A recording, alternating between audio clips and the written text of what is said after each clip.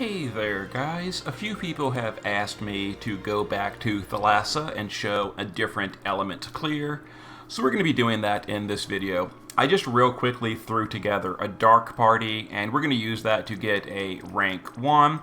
It's not really a budget run or anything, we are using good units, but it's a dark party, and here we go. So we're going to be leading the party with Veritas of the Frost. Even though he's an ice unit, his leader skill fits us the best for this clear. So he buffs up fire and ice units. So himself, Hayo, and Ayabrea are going to be our damage dealers. Elaspiris will be doing the dark and peril field. We're not going to have a field for our side of the party. It's not going to matter. Who cares? Melissa for killers and dark support. And then we needed a JP tank because we need that focus fill ability on multiple units. And we're going to be taking General Celeste because she's an ice unit and she falls under the JP tag, and she also has aqua mitigation, which is convenient. Anyway, let's get in here and do a clear. Turn chart will be in the comments, gear will be shown at the end, etc. So this one's going to be a little bit slower because we couldn't fit a field on our side of the party, so we're not going to like OTK the boss from 100% or anything. Anyway, so what we're going to do, Veritas of the Frost is going to imbue himself with the darkness using Onyx Force, and then just use Absolute and Bolting Strike to seal the boss. Elaspiris will do Dance of Hades, Delirium, and Vengeance. Melissa is going to do Shelga, Parasol, and Chronic. Celeste is going to start in the shift form for some auto buffing gear, then go to the base form. Then we're going to do cover and then double Stardust Ray. Ayabrea will do her usual. We're going to do her last, actually. So Hayo is going to do Crimson Undermine, Ultimate Flame, and Full Break. That's just for the morale gain. And then Ayabrea, as the last action, will do Gene Heal, Barrier, and Haste. So the reason we're doing Ayabrea last is because Elaspiris will damage herself, and it does consume your Mirage stacks. So you want to put up that Mirage after Elaspiris does her stuff.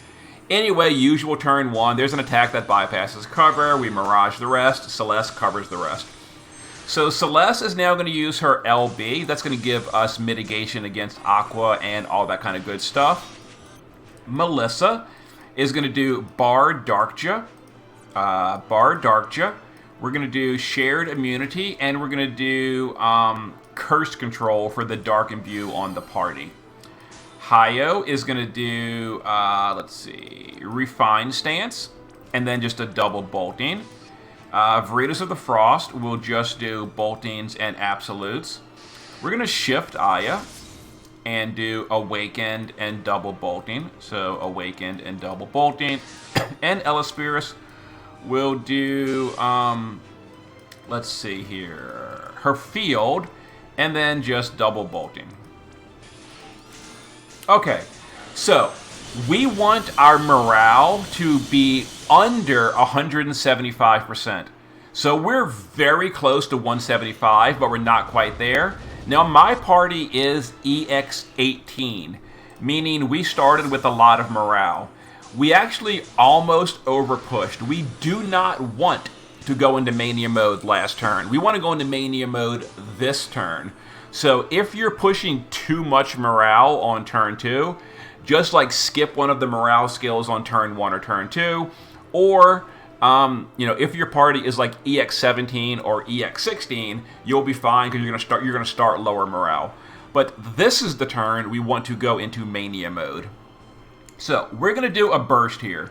So we're going to use Ayabrea's shifted LB, Hayo's shifted LB, and then Elaspiris and Veritas' either LB or SLB. If they're only EX2, it's not a problem. So we're going to deal some damage. Now here's the thing. We want to, if possible, push the 80% threshold. That's relatively hard to do with this party, so we're probably not going to push the 80% threshold. If we get to like 84, 85, that's perfect. If we get to like 81% exactly, that's a problem because we need to either push the threshold like now or not push it at all until later, because actually pushing it next turn would be okay as well. In any case, let's go ahead and use Melissa to do some buffing beforehand. So we're going to Minutes of Might, then we're going to Dragon Killer on Hayo and Beast Killer on Hayo. Let's just go and see what kind of damage we deal after doing this. So the dream is to push below 80. It's fine to be like 84 or above. 86, wow, that was a very bad roll. But that's fine. That's totally fine. So now Celeste on this turn can just cover. We got a refresh cover. And we'll just Curaga twice to top the party off. Okay, so now we're going into Mania mode. We pushed above 175. We're at 191, so we're good. Now, we did have to push it last turn. If your morale is still too low for Mania mode, you got to make adjustments. Either like put morale cards on someone, add more Galvana Lilies, whatever you got to do. But, you know, as long as we're in Mania mode by turn 3, we're perfectly on track. So here we go. So we're going to be doing focus abilities with Celeste, Aya, and Hayo. So with 3 different people using the older focus, we'll have that gauge good to go within 3 turns, which is exactly what we want. So focus energy on all 3 of those. Now, Ellaspiris can just triple bolting. We can triple bolting with Veritas. And let's see, Melissa can do Shelga. We're going to do Protectka, and we're going to do a Bar Darkja again. And we can go and just chain these up just for a tiny bit of like bonus damage. Now again, if you had pushed earlier and the boss was at like 81, 82%, then you want to not deal damage, but you still have to hit the boss with darkness every single turn. So someone has to at least deal 1 point of damage of either like dark, light, fire, or water. One of the weakness damages. So you can't just not hit the boss at all. But we don't want to push the boss below 80 anymore until we're ready to do our real bursting. Now, one issue with this party is stupid Ellaspiris, because Ellaspiris deals damage to herself quite a bit. Also, she's always eating the Mirage stack. So she gets hit really hard during this clear. She might even guts a few times, but as long as she doesn't die, it's fine. So now we're going to get ready for bursting next turn. No, we're not. I'm sorry, no, we're not. So we're going to use Aya Brea to go to the base farm. And she is going to do double heal to top the party off, and then a barrier with her barrier skill. Melissa is now going to do all-consuming darkness, so we absorb dark for the next few turns. Then Abyssal Blessing to start doing a ramping amplify on the party, and then shared immunity. Seals is going to do her LB for the mitigation on that turn. And then Hayo can do some boltings. Now, I'm not really going to chain these very much because we don't want to accidentally push the boss below 80% until it's time to burst for real. So I'm going to like intentionally break these chains and all that kind of stuff. But all 3 of these are just going to use some kind of whatever chains. We're not trying to do much damage here. Yeah, okay, maybe chain. Yeah, okay. Stop. Oh my god. Yeah, don't chain if you don't have to. Okay, so this turn, Celeste is going to get hit very hard. So as long as she doesn't die, it's fine. And even if she does die, it's honestly still probably fine. Just rebuff her. But she shouldn't die, depending on your gear. The issue I'm having is I'm not using very much water resist, and we don't have a water resist buff. So this turn is going to hurt her pretty bad. Okay, that wasn't that bad. I may have overstated. But if you're not quite as geared as well, and your Celeste is getting hit really hard, you know, give her more water resist. Because as you can see right here, she's not immune to water, and she's getting hit pretty hard. Anyway, turn 6, we're now going to be getting set up for killing. So, the boss is very close to 80%. We do not want to push that threshold until next turn. So, during this setup, I'm going to do as little damage as I can to the boss. So, what we're going to do, but like I said, you have to still deal darkness damage of some kind. So, we're going to use Veritas of the Frost to do 1 attack. Then we're going to do Solitary, and then we're going to do Arcane Supplementation. Aya Brea is going to shift, and the turn chart says Awakening and Double Bolting, But because we don't want to use bolting, we're just going to use awaken so we don't deal damage to the boss. Elisperis in this order is going to do Blood Trap, Deep Incision, and Blood Taint. That's all her big debuffs and breaks. Hayo, the turn chart says use boltings. We're not going to do that. We'll just use I Will Master so we don't deal damage to the boss. Celeste will, on this turn, refresh cover and double Curaga. And we're going to use Melissa to do the Vertex skill, Vertex Shield. Notice our 3 focus crystals are good to go. So she'll use them and put us into chance mode. So we're still absorbing darkness this turn, so it should be very, very minimal damage. No physical damage at all. We miraged it anyway, but you get the idea. Anyhow, now it is time to deal some damage and do the bursting. So what we're going to do beforehand, after the autocasting, come on.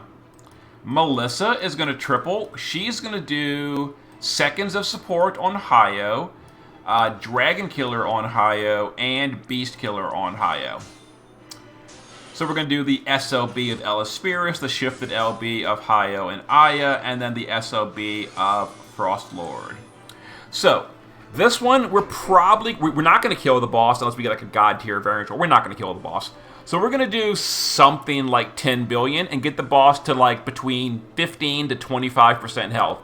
It doesn't really matter specifically how much we push the boss here. Just push it as hard as you possibly can. And we do have healing down on the boss from Elisperis.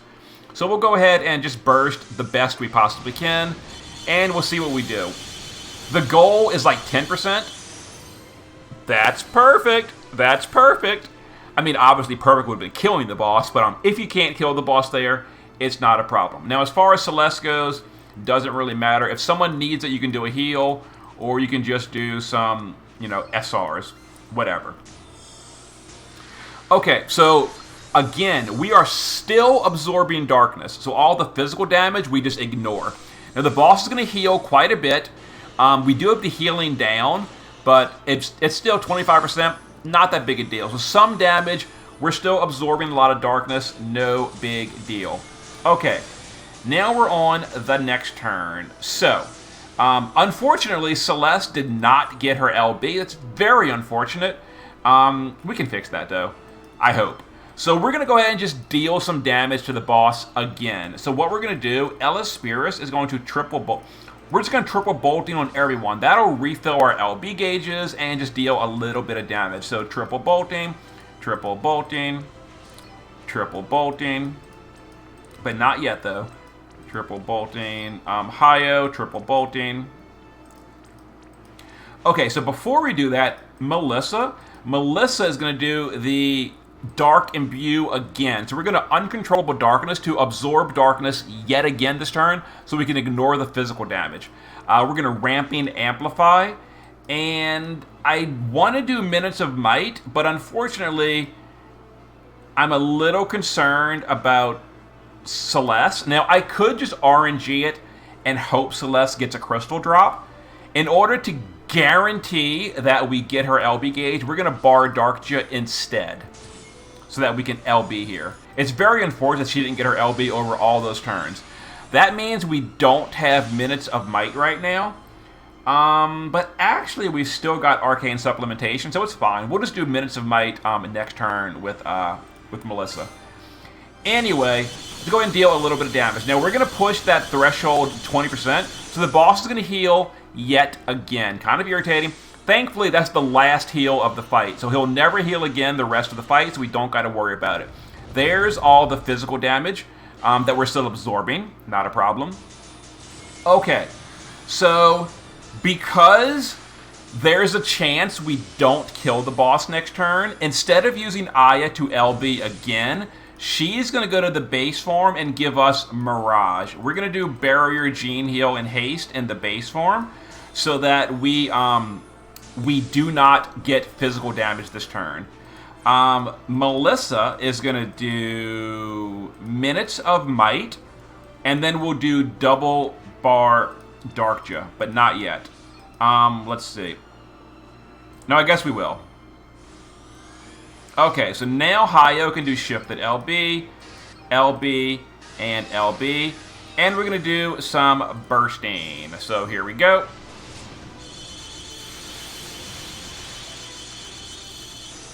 Honestly speaking, if I had used Ayabrea to LB that turn, we would have won. But that's okay. I'm going to show you the worst case scenario. We're kind of getting the worst case scenario here. So Celeste will go ahead and cover SR and healing. Now, there's going to be some attacks this turn. We're going to Mirage the physical. And the magic damage might kill Celeste. If so, we don't really care at this point. I'm not even sure how much damage the boss does this turn. Oh, barely any. That was a complete lie. It was a lot of damage. Okay, so it would have been better to kill the boss on turn 9. The good news is you've got Melissa on the party, so the party will always re-raise there. I'm not entirely sure why that was so much damage on the party, but I don't really care. So let's go ahead and just Curse Control, Beast Killer, and Dragon Killer. Actually, let's do it on the real DPS. That was kind of hilarious. Let's Curse Control. Let's Beast Killer on Frost and Dragon Killer on Frost. Yeah, amusing. Unfortunately, her LB is not good to go. Anyway, we're going to now kill the boss very easily. So use the shifted LB here. So that was a train wreck of a finale. I guess the goal should have been to kill on turn 9. Anyway, yeah, so I guess Hayo can't really do anything, so he'll just triple bolting, and Celeste will... I don't think she can bolting, other than the ice skill, which the boss is actually not immune to ice. That's SR. That's fine. We'll triple bolting with Celeste. It's kind of hilarious that the final turn is really a train wreck. But whatever, we got it done. So yeah, the goal definitely should have been to kill on turn 9. I should have used Ayabrea's LB on turn 9. Anyway, we got it done. There's a rank 1. Kind of hilarious the way it ended. Yeah, so Dark is not really the best here, mostly because we don't have a field, and also no one in the party had a 150 Dark Amplify. That was just straight up Melissa only, with no field or anything. So we only had a 100 amp on the whole party. So there's the breakdown. Hayo, obviously the big carry here. Veritas is our leader. Elisperis did a little bit. And then Ayabrea, unfortunately, had to skip one of her big bursts in order to do Mirage for the party, which seemed to not even really help. I don't know why we took so much damage on turn 9. I don't know why, but it doesn't matter. We got it done. So there you go. Hey, look at that. I've actually given up on farming tickets, but it's nice when I get them without having to like go out of my way to farm. Okay, so let me show you the gear. Turn all this on. You know what I should have done is I should have used the hastened recovery on Melissa on that turn 9. That would have been way better. My bad. Anyway, we start in the shift form with General Celeste, and there's the gear, some auto buffing, etc. Base form is just buffing, or not buffing, mitigation. I should have used more water resist. We do have a 200 dark resist buff, but whoops, there we go. And you want to give her some LB fill as well, so that you get your LB per turn, because you need to LB her every 3rd turn, because her LB does 80% mitigation right there. Melissa, Celestite Rod, you know, whatever other than that, generic stuff, morale card, etc. You could have done Celestite Rod on Celeste in the shift form, given her the Celestite Rod, and you could have given her like Peppermint Rod or given her a dual wield Wilt card, something like that, if you need more morale. Hayo in the base form is using Conductor's Batons, all that kind of fun stuff. Shift form is damage versus the boss, status immunity to the ones that matter, and there you go. Elisperis right here using this gear. The floral hairpin is for the Aqua and Beast Killer, which she actually kind of struggles with.